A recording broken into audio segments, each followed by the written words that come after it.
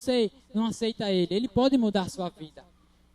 Outra vez eu encontrei uma mulher com um menino no colo, pedindo no meio da cidade, centro da cidade, e eu estava lá parado para lanchar e ela chegou. Ela, meu moço, tem uma esmola? Aí, pode me dar um cachorro quente se você quiser. Eu disse, sente aí. Eu paguei, ela comeu. E quando nós estamos ali comendo, eu preguei para ela. E ela disse que era afastada do caminho do Senhor. Ela disse que tinha saído. Eu disse, mas por que você saiu?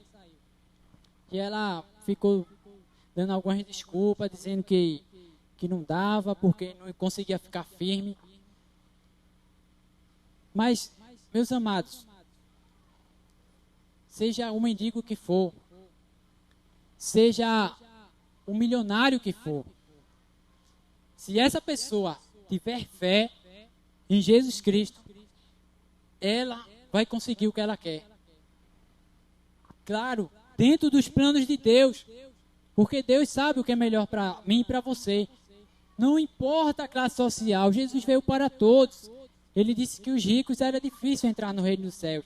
Sim, mas isso não impede que muitos deles se convertam, porque alguns se converteram na época, nós sabemos, como o rico que providenciou o túmulo para Jesus era um rico, e tinha outros na época que foram admirados, que se encantaram, que abriram seu coração para Jesus.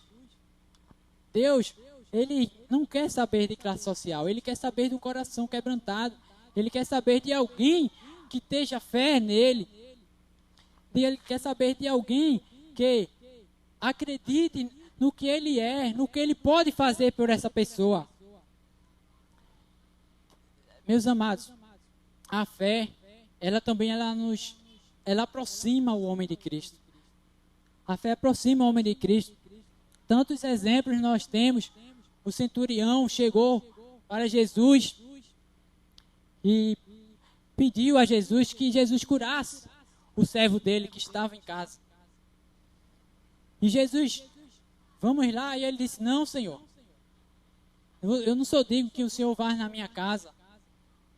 Eu tenho soldados, eu dou ordens para ele, eu digo a um vai e volta, ele volta. Eu digo a outro volta e vai, ele vai. Assim, Senhor, manda dar ordem.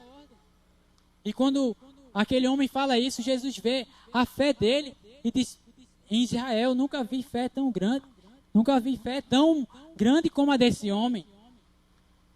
O centurião era do Império Romano, ele não era um judeu praticante, ele não era um religioso.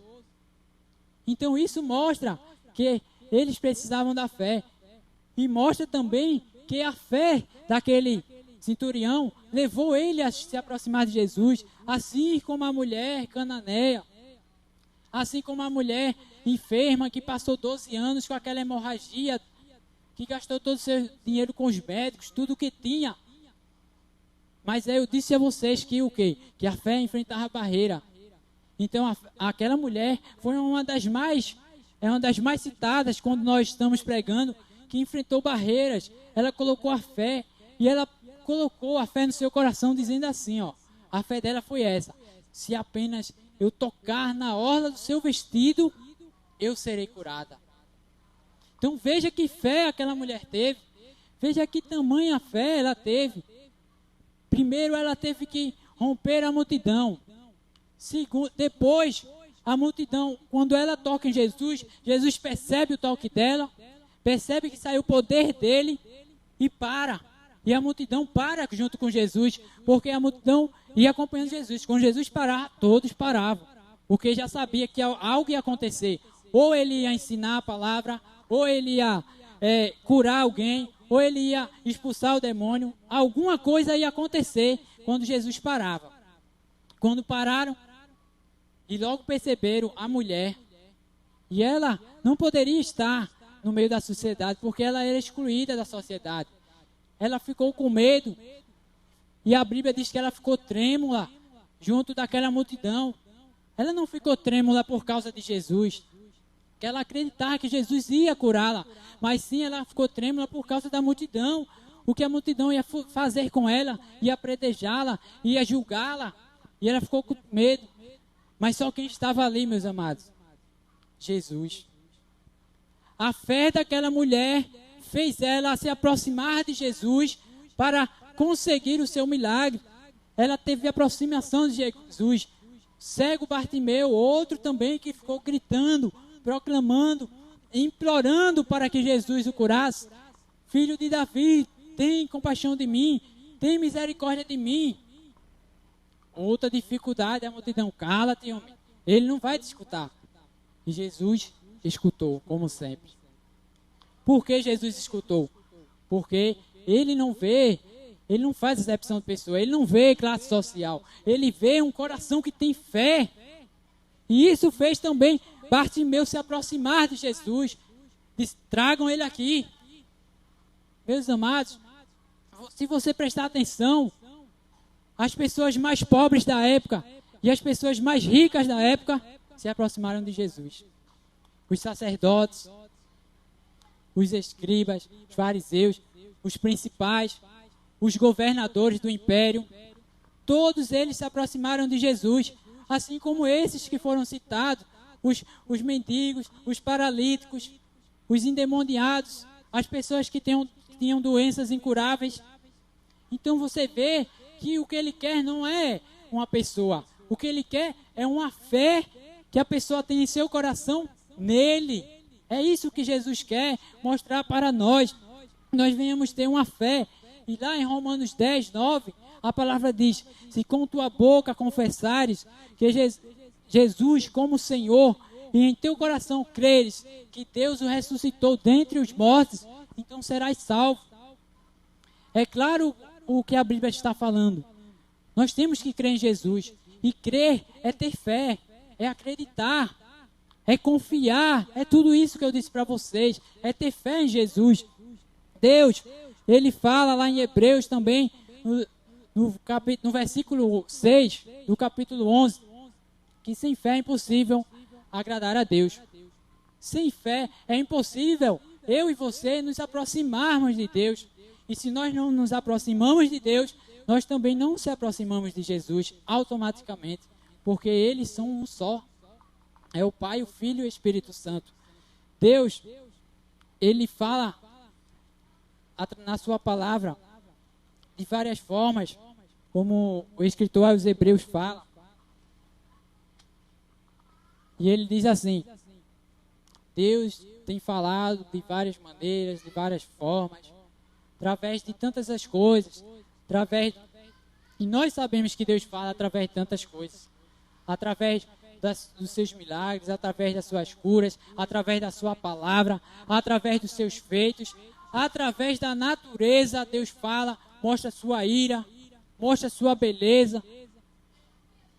Tantos cantos lindos que tem por aí, você pensa que foi o homem que fez? Foi Deus. O homem só chegou lá para botar um enfeitezinho, mas foi Deus que fez aquele lugar lindo. O homem chegou lá, não, bota uma parede aqui, pinta essa parede, só que já estava feito, foi Deus que fez aquilo, é natural. O homem não faz uma água brotar de uma terra seca, é Deus que faz isso. É Deus que faz nascer um rio, é Deus que faz chover e depois tiar. É Deus, meus amados. O homem não consegue fazer isso, ele não tem poder para isso. Essa é a grandeza de Deus. Hebreus 12, 2. Olhai para o autor e consumador da nossa fé.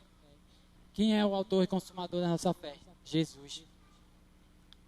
Mas muitas pessoas olham para esse texto e dizem que eu não vou olhar para Jesus se meu irmão está falhando. Como eu vou olhar para Jesus se eu não vejo santidade? Como eu vou olhar para Jesus se eu não vejo perfeição? Claro, porque você está olhando para o homem. Se você olhar para Jesus, como o texto fala em Hebreus, aí a sua vida vai ser diferente. Porque, meus amados, quando nós olhamos para Jesus, firmemente o texto diz, é firmemente, não é olhar só quando se converter, não. Não é olhar só quando você receber sua bênção, não. É olhar firmemente, continuamente. Esse mente, no português, é uma coisa que continua. Não é uma coisa que parou ali. Não. É uma coisa que continua. Então é firmemente, firme. É ali, ó, perseverando. Ah, mas aconteceu isso. Estou ali em Jesus. Recebi uma certa vez a palavra, Deus usou um servo dele para mim. Disse algumas coisas que ia acontecer no futuro da minha vida. E eu escutei a palavra e ele disse amém, e eu disse amém. E o tempo foi passando e essas coisas se realizaram na minha vida. Porque foi Deus que falou. Só que quando ele falou tudo aquilo, no final ele disse assim, ó. Olha, irmão, olhe para Jesus. Amém? Amém. Olhe para Jesus. Mas eu não entendi porque ele falou aquilo. Eu disse, mas eu não estou firme. Por que ele está falando isso? Por que ele me deu essa afirmativa?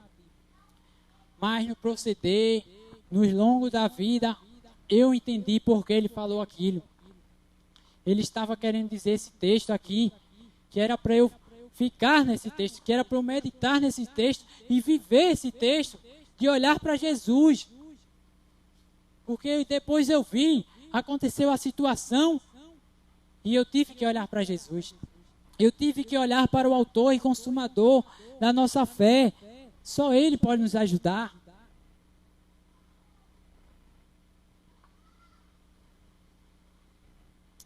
Meus amados,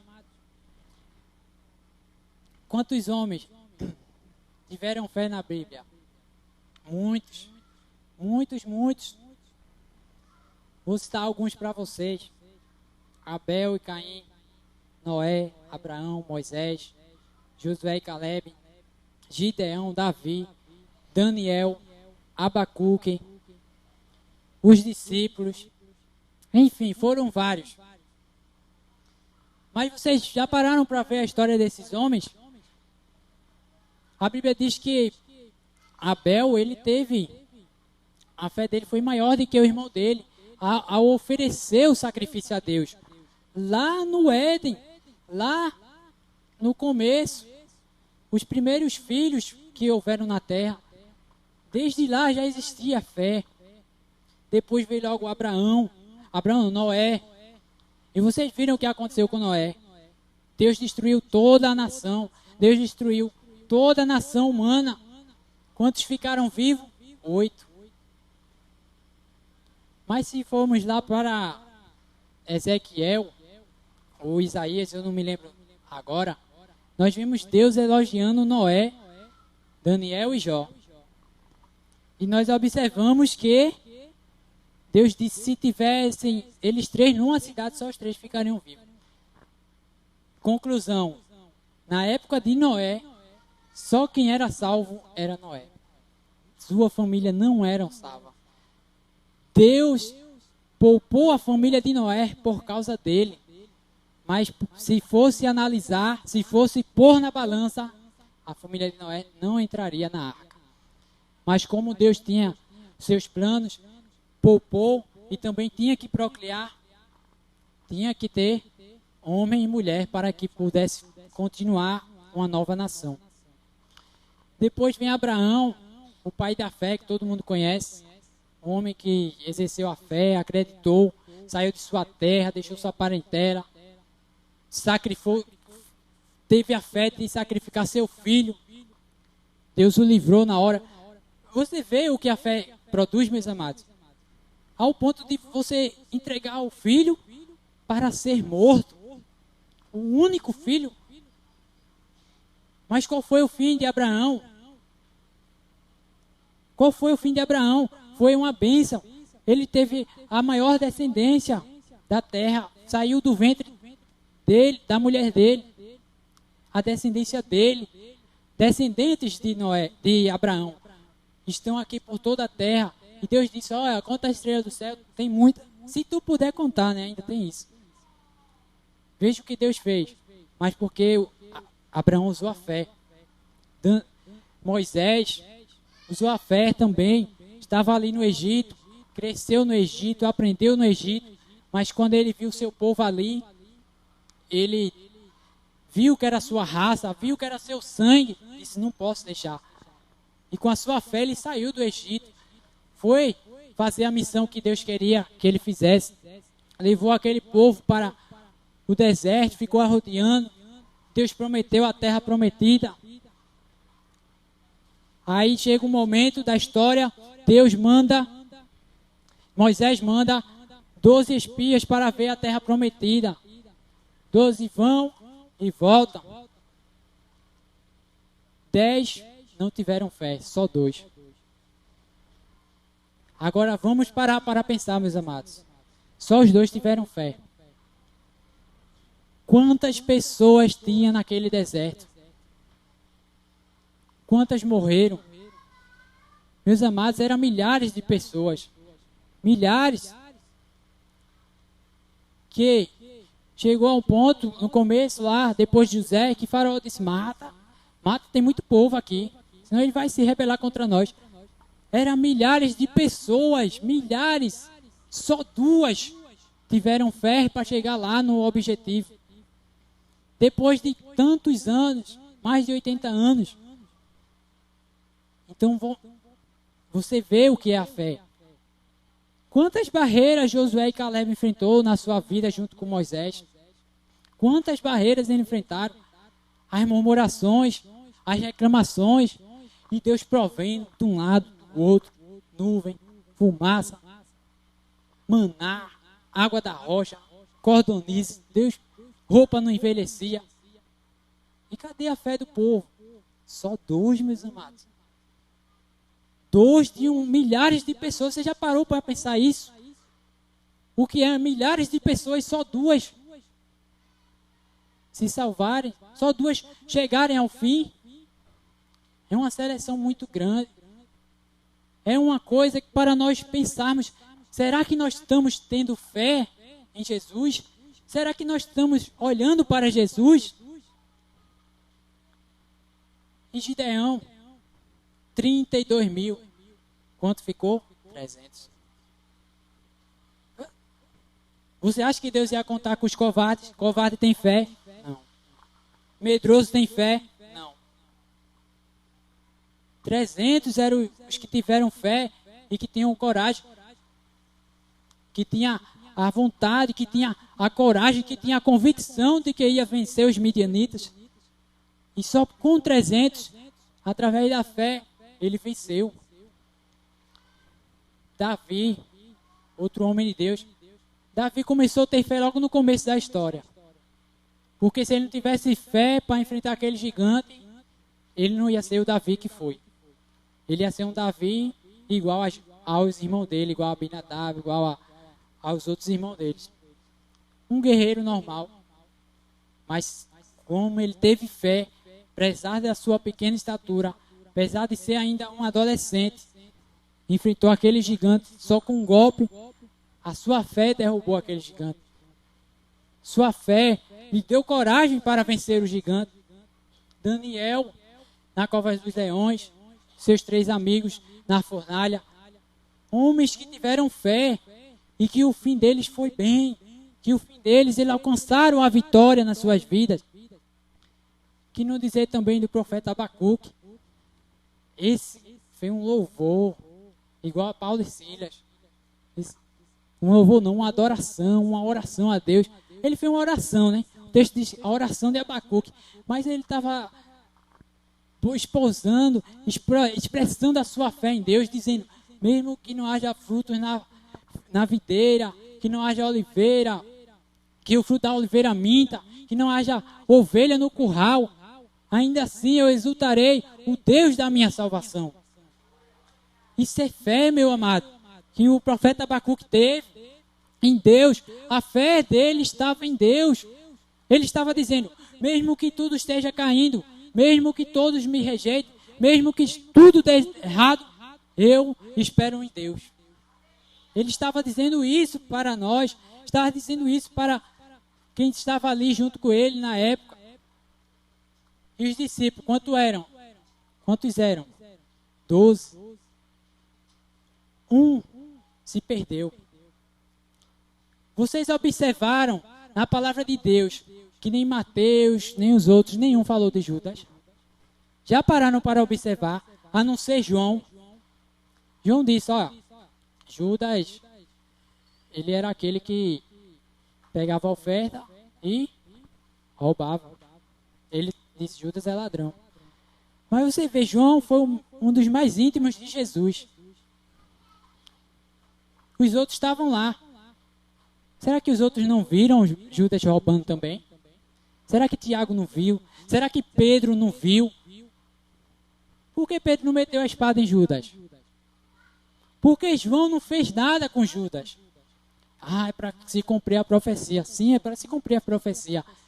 Mas observem, se os 11 apóstolos olhassem para o que Judas fez, eles não iam seguir mais Jesus. Iam? Judas traiu Jesus. Entregou ele para ser morto. Observamos isso na palavra de Deus. E nenhum chega assim. Você vê que ele diz, você se lembra do apóstolo, do discípulo Judas, que traiu o nosso mestre? Não tem isso na palavra de Deus. Por quê? Porque eles sabiam que o foco não era Judas, e sim Jesus que estava com eles. Eles estavam com foco, mesmo eles tendo a pequena fé. Muitas vezes que Jesus, vocês são homens de pequena fé, são tímidos. Por que vocês estão com medo? Mas a fé deles estava em Jesus. Mesmo ele se maravilhando do que Jesus falia, que homem é esse que até o vento e o mar lhe obedecem? Mas a fé dele estava em Jesus, estava focada em Jesus. Ele não queria saber, meu amado, se Judas estava roubando. Ele não queria saber se os principais sacerdotes, se os fariseus estavam criticando Jesus, estavam chamando Jesus de demônio, estavam tramando a morte de Jesus. Eles não queriam saber disso. Eles queriam saber que Jesus era o Filho de Deus. Era isso que eles queriam saber. Porque se eles fossem se preocupar com isso, eles não iam chegar ao alvo. Eles não iam conseguir prosseguir por causa do erro de Judas. Na igreja primitiva, nós vimos lá que surgem algumas pessoas para tentar interromper a igreja, usadas pelo diabo, mas eram crentes. Ananias e Safira mentiram. O que aconteceu com eles? Morreram. Surgiram outros pelo meio da caminhada. Mas se você observar, todos que tentaram fazer algo, todos que deram mau testemunho, você vê o fim deles. Mas tem aqueles que erraram e se arrependeram. E é isso que Deus quer. Como Pedro, ele se arrependeu, chorou amargamente. E como outros, vários e vários outros. Como aquele mágico Simão que queria comprar o dom do Espírito Santo. Pedro repreendeu e ele disse, poxa, ele reconheceu, ele disse, orai por mim para que não aconteça isso. E dali em diante ele já mudou a sua vida. Já começou, você não vê e fala mais do mágico Simão, não vê mais ele querendo comprar mais nada, porque ele entendeu que ele errou, que ele estava com ignorância, pensando que aquilo poderia ser comprado, mas era um dom de Deus sobrenatural, que através da fé em Jesus, os discípulos poderiam efetuar aqueles milagres, os discípulos poderiam impor as mãos sobre as pessoas. Tantas pessoas surgiu no meio da igreja. Até lá no livro de Apocalipse nós vemos que Jesus começa a falar para as 7 igrejas. E ele diz que surgiam algumas pessoas no meio. A sinagoga de Satanás. Eu sei, minha fiel testemunha Fileto. E não sei quem lá. Estava lá. Que pegaram ele, tudinho. Mas eles continuaram, meus amados.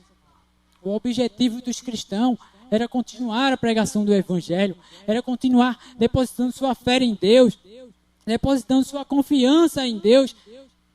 Surgiram vários outros homens depois da história, na nossa história, como Martinho Lutero, um grande homem de Deus que revolucionou o Evangelho, que trouxe a palavra de Deus para nós, que traduziu a palavra de Deus. John Hus morreu pelo Evangelho, William Tyndale, tantos homens de Deus que morreram, tantos que lutaram para que o Evangelho chegasse até a mim e a você.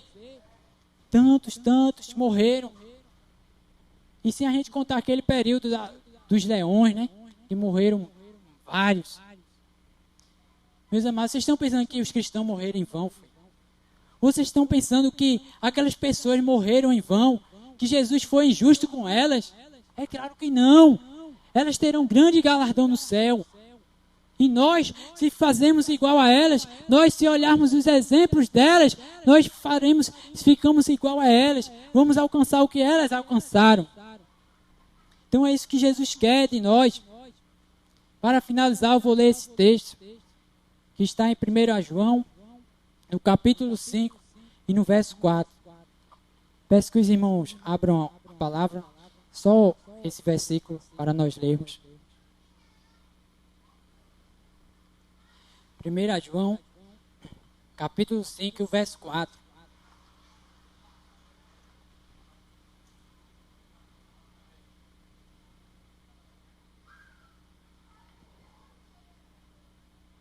A palavra do Senhor diz assim: porque todo o que é nascido de Deus vence o mundo.